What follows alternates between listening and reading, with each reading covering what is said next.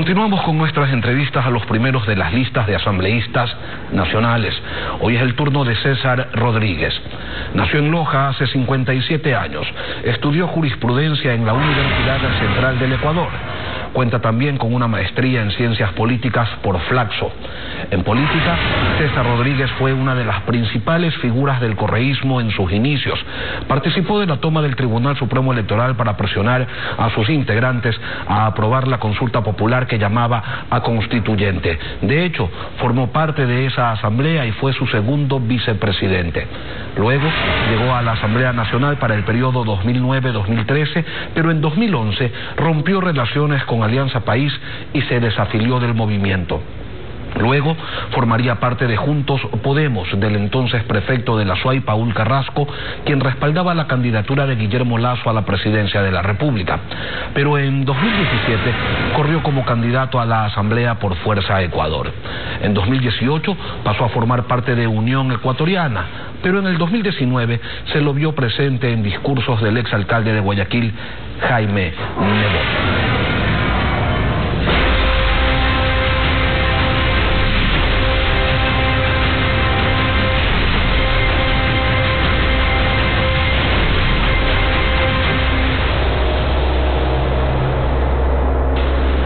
César Rodríguez, buenos días, bienvenido a Contacto Directo. Muy buenos días, Lenin. Encantado de estar en su programa y saludar a todos los ecuatorianos, aprovechando esta oportunidad, sin lugar a dudas, que este año sea un año en el que juntos salgamos de esta crisis. Antes de empezar esta entrevista, César, me parece oportuno preguntarle cuál mismo es su línea política y no se vale que me responda a todas.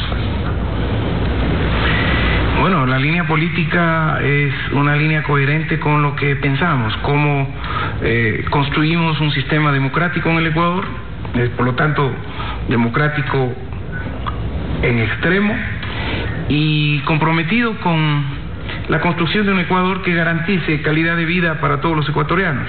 Pero ¿cómo se explica, César, este ir y venir de distintas tiendas políticas? ¿Qué es lo que ha ocurrido? Hay quienes señalan que le falta un poco de sustento ideológico a su postura. ¿Qué les respondería usted a quienes sostienen aquello? Yo creo que el Ecuador es una sociedad que ha mostrado los límites de la ideologización. El Ecuador demanda respuestas que las encontremos en búsqueda de grandes acuerdos, y para eso no hay que tener el corset de ideología, sino el compromiso de servir al Ecuador encontrando las mejores opciones. Por eso es que pensamos que en el Ecuador este es un momento de discutir cómo potenciamos la democracia desde una lógica de construir una tercera vía. El mercado nos demostró que no resuelve los problemas, el Estado nos demostró que no resuelve los problemas.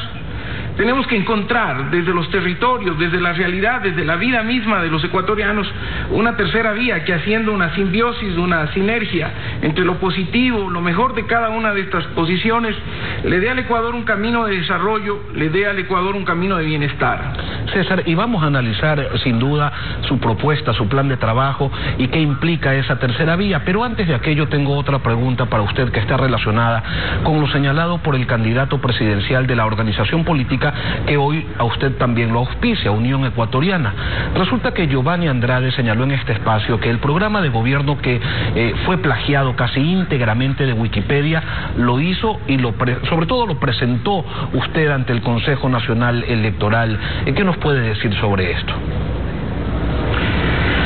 Yo le diría que Mahatma Gandhi decía que uno de los hombres más peligrosos siempre es el mentiroso. Nosotros nos encontramos un mentiroso que nos dijo que era doctor en ciencias de la administración pública y que no había estudiado ni siquiera en la universidad.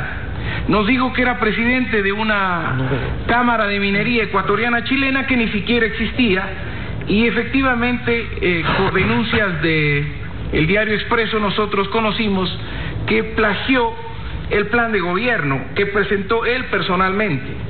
En la gráfica que usted mostró está la firma, pero de mi plan de trabajo que presenté al Consejo Electoral. Los planes de gobierno los firman y los presentan los actores los candidatos a cada dignidad.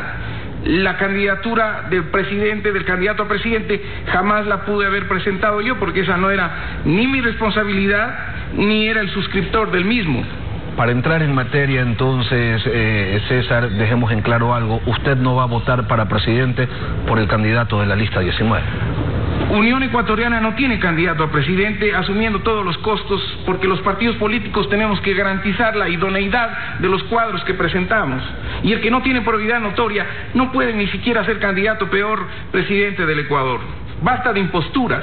Bueno, ese análisis quizás lo debieron haber hecho antes de entregarle el respaldo y el auspicio de la organización a... Lo hicimos cuando descubrimos la información. Bueno, por eso le digo, era nuestro deber hacerlo. Quizás debieron haberlo hecho antes, César. Pero vamos entrando en materia. Usted va a tener un minuto para responder a las siguientes preguntas con las que queremos conocer más sobre su plan de trabajo. Empecemos entonces. Usted hace referencia a una ley de captación y libertad de inversión extranjera. ¿Cuál es el sentido de esta propuesta? Pero sobre todo, César, ¿cuál es la magia? Porque de ese tema se ha hablado durante años, desde cuando usted era asambleísta, y resulta que la inversión extranjera se va a Colombia, se va a Perú, y al Ecuador llega poco, cuando llega algo, porque generalmente no llega nada. Porque la inversión extranjera es como esas aves, esas palomas de la paz, que se posan donde hay tranquilidad, donde hay paz, donde hay seguridad, donde hay garantía. El Ecuador es un país que no ha podido construir seguridad jurídica. Tenemos reformas tributarias cada 6 meses. Tenemos cambios en la legislación que, en vez de incentivar la participación y la atracción del capital extranjero, lo que hace es ahuyentarlo. Por lo tanto, construir un marco jurídico que le dé a la inversión extranjera un escenario, un ecosistema positivo para garantizar lo que nosotros estamos deseando, los ecuatorianos. Esta crisis ha evidenciado la necesidad de tener alternativas para generar trabajo, empleo, emprendimiento. Y abrirnos al capital extranjero es una necesidad de la economía ecuatoriana. Y para eso el Ecuador no puede ser un gueto del grupo de banqueros del Ecuador. Tienen que abrirse a la competitividad, porque las tasas de interés no reflejan la realidad de una economía dolarizada. Eso tiene que cambiar. Esa normatividad tenemos que construirla en un gran acuerdo nacional. Y la Asamblea Nacional tiene que jugar ese rol de encuentro, de definición y de apertura, para que el Ecuador construya un andamiaje jurídico más una estructura institucional que le dé garantías al inversor extranjero, incluso para que los mismos ecuatorianos que tienen dinero fuera lo puedan repatriar al Ecuador, pero de manera libre y voluntaria, no impuesta. ¿Cuáles serían esos incentivos? Si podemos ser un poco específicos, se lo agradecería, que lleven a ecuatorianos que tienen su dinero fuera a decir, ¿sabes qué? Ahora sí voy a confiar en el país, voy a confiar en el gobierno que administra los recursos y que genera normativas, voy a traer mi dinero. Y eso por el lado de los ecuatorianos, y por el lado de los inversionistas extranjeros, pues de igual manera, este país me da confianza, voy a llevar mi plata allí. ¿Cuáles serían los incentivos? Bueno, los incentivos que en el Ecuador demos muestra de que hay la madurez y la comprensión para construir un andamiaje institucional que le dé garantía a quien quiere invertir en el Ecuador. Primero, que la justicia esté libre de cualquier manoseo político en el Ecuador, de cualquier gobierno de turno, que exista división de poderes y de respeto y autonomía a todas las funciones del Estado, y que no haya un presidente que cree que puede ser contralor, fiscal y puede ser al mismo tiempo asambleísta. En el Ecuador, ese mensaje claro de que hay una institucionalidad democrática va a permitir que, por ejemplo, le demos a los inversores extranjeros que vienen a invertir, a crear emprendimientos para generar, por ejemplo, acceso al trabajo de la juventud, le demos incentivos tributarios, exenciones tributarias. Este país puede convertirse en un espacio de libertad económica y de atracción para el capital extranjero si nosotros generamos una normativa en términos del trabajo, por ejemplo, que se abra a las nuevas formas de contratación que demanda el momento actual que vive el mundo, que vive el Ecuador. Esas son normas que las tenemos que pasar a una normativa específica y que la tenemos que construir en un gran acuerdo nacional. César, usted también habla de una ley de crédito productivo y de libre competencia de la banca nacional y extranjera. Las tasas de interés, sí, son altas. Hay que hacer algunas cosas para bajarlas, pero algo hay que hacer es reformar una ley. Es decir, las tasas de interés se tienen que fijar por norma. No, las tasas de interés no se pueden crear por decreto. Eso es una barbaridad el que quiera plantear aquello. Lo que estamos diciendo es que debe haber una normativa que le permita al Ecuador enviar un mensaje. La banca extranjera que quiera invertir en el Ecuador, que quiera impulsar un programa de acceso al crédito, al emprendimiento, por ejemplo, agrícola en el Ecuador, tiene la posibilidad de hacerlo. El Ecuador no es un territorio cerrado, propiedad de un grupo de banqueros. Es un espacio abierto a la inversión extranjera. Eso es lo que podemos hacer en la Asamblea Nacional. Y cuando vengan bancos internacionales que manejan tasas de crédito para una economía dolarizada, tendremos unos créditos no con intereses del 21, 23, 25, 27%. A los más pobres es a los que más se los castiga con intereses usureros en el Ecuador, porque según ellos, según los banqueros, son los que más riesgo tienen. Eso tiene que cambiar en el Ecuador, y eso no se hace vía ley, sino generando una normativa que permita la participación y la inversión extranjera en el sistema bancario. Ahora, de lo que usted señala, daría la impresión de que al país lo maneja la banca, y de lo que se conoce al país durante 14 años lo ha manejado la Revolución Ciudadana. Yo creo que en el Ecuador lo siguen manejando grupos de poder que han trastocado, incluso desde el discurso, una democracia y estamos viviendo un sistema que aparentemente es democrático, pero en la práctica no es democrático. Tenemos casi una estructura delincuencial en el Ecuador, en donde las cosas se hacen en función de los intereses particulares de determinados grupos de poder o de presión, y eso tiene que cambiar en el Ecuador si queremos abrir la economía viable, competitiva en el mundo internacional. Lo dice usted que conoció esa estructura por dentro. Lo digo yo, que ayudó a construir un sueño que cambió de curso, y que cuando me convencí de que no era lo correcto para el Ecuador, fui capaz de marcar distancias, de bajarme de un carro que se iba al abismo, de una forma de construcción que no era democrática, que era autoritaria y que se la tragó la corrupción. Lo dije con anticipación, lo dije con años de anticipación. Eso es parte de la historia y de la responsabilidad que cada uno de nosotros asumimos. César, usted habla también de reformar el Código del Trabajo. ¿Cuáles son esas reformas? Las reformas son las que tienen que ver con la adaptación del Ecuador a las nuevas realidades laborales que vive el mundo. Estamos hablando de una nueva corriente, de una nueva forma que emerge en el mundo de la producción. Estamos hablando de los cambios, incluso de las relaciones del trabajo, con el aparecimiento de la robótica en las economías industrializadas, y que van a llegar al Ecuador y que ya están en el Ecuador. ¿Está hablando del trabajo por horas también, César? Estamos hablando del trabajo por horas.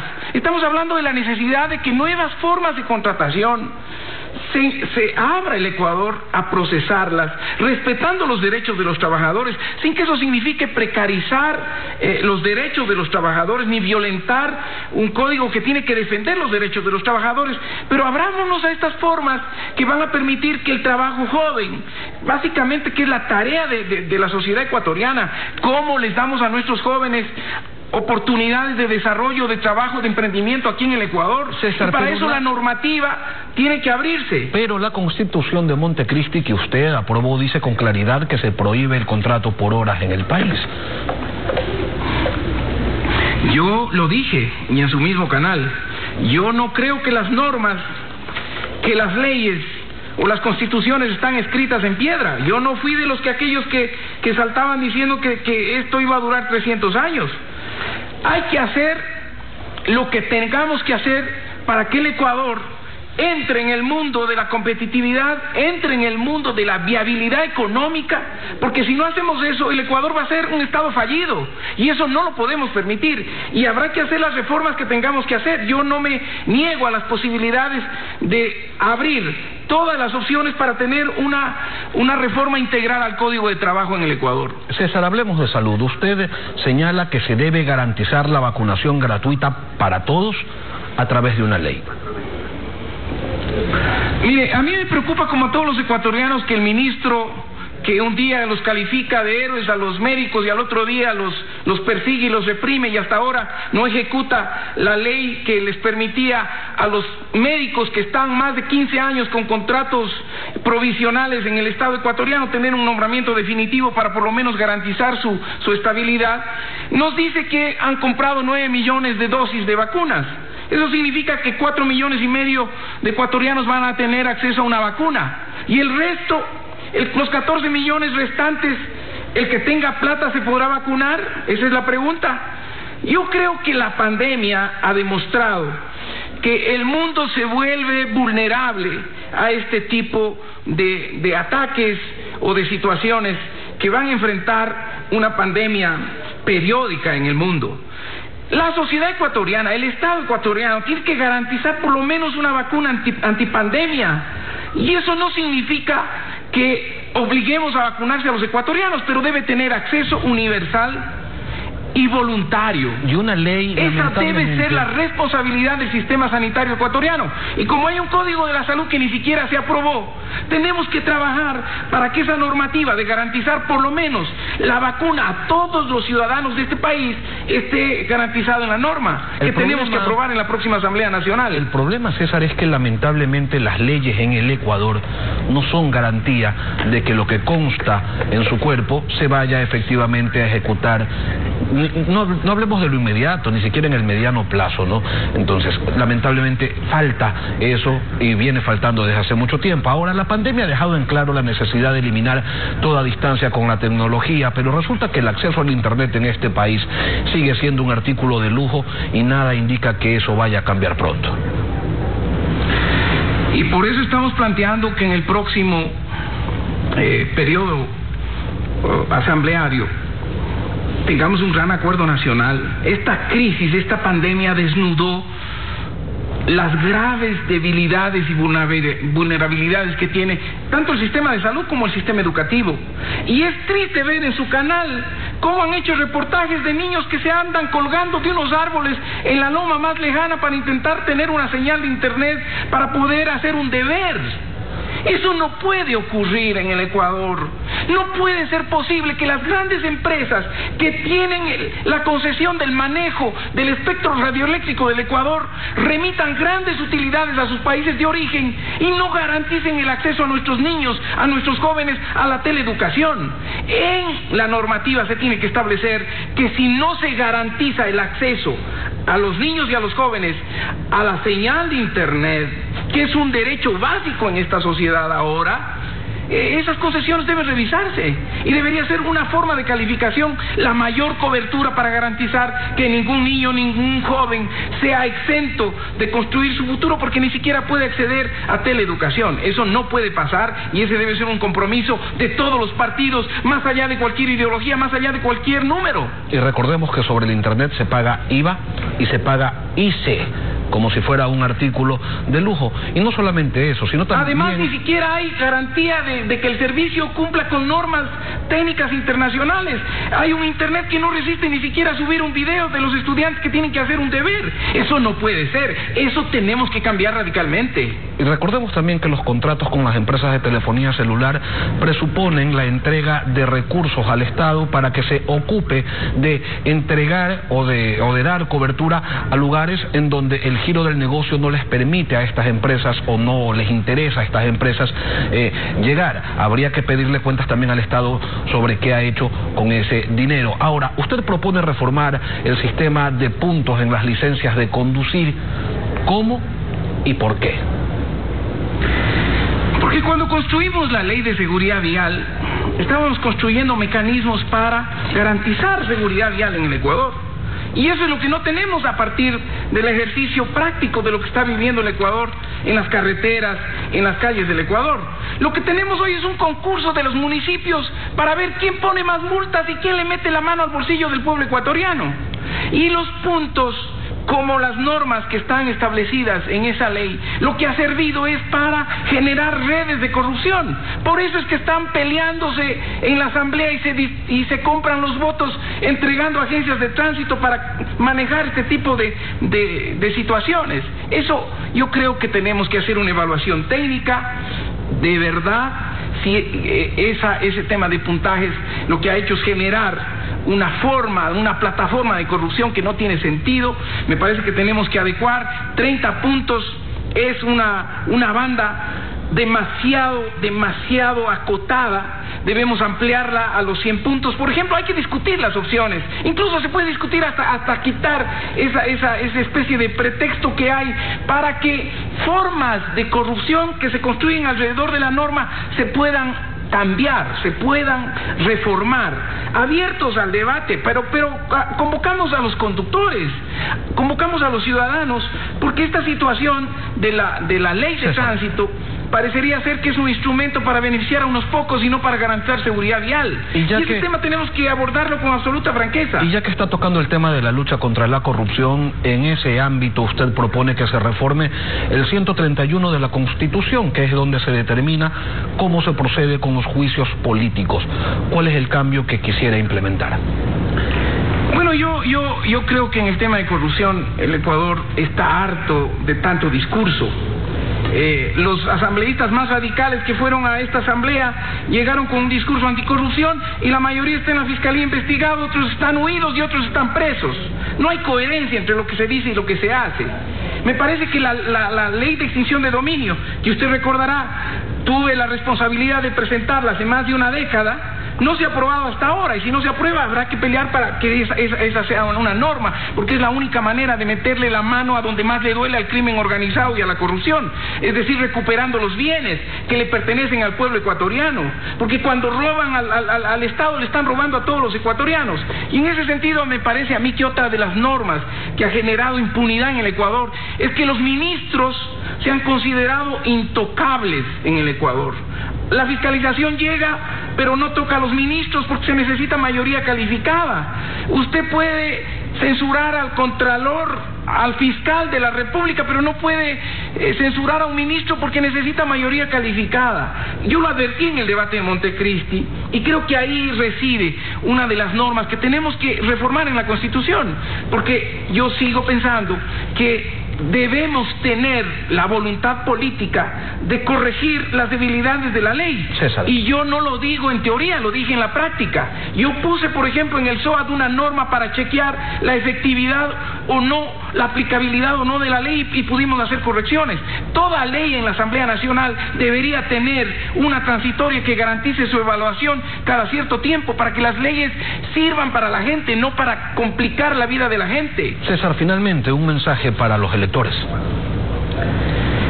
A los ecuatorianos, vamos a salir de esta crisis porque en la historia hemos sido capaces de superar todas las dificultades y vamos a salir juntos de esta crisis, recordando que los políticos somos apenas herramientas para intentar cambiar la realidad, para intentar cambiar las cosas que están mal. El 7 de febrero vamos a elegir esas herramientas. Elijan bien, elijan las herramientas que no se quiebren, que no se doblen, que no se sometan al poder o que se pierdan en la primera tentación entre coimas o diezmos, porque la Asamblea es fundamentalmente un instrumento del pueblo ecuatoriano para fiscalizar y legislar. Y si en ese escogitamiento me dan su voto, tengan la certeza absoluta de que justificaré su confianza y trabajaré desde el primer día para construir el Ecuador ese que todos soñamos, una patria en la que sea maravilloso nacer para nuestros hijos, una oportunidad vivir para nuestros jóvenes y digno envejecer para nuestros viejos, porque todavía soñamos y porque todavía luchamos. Muchas gracias. César Rodríguez, candidato asambleísta nacional por el movimiento Unión Ecuatoriana, gracias por acompañarnos esta mañana. Encantado de estar en su programa. Buenos días. Buenos días, son las 7:21 aquí en Contacto Directo.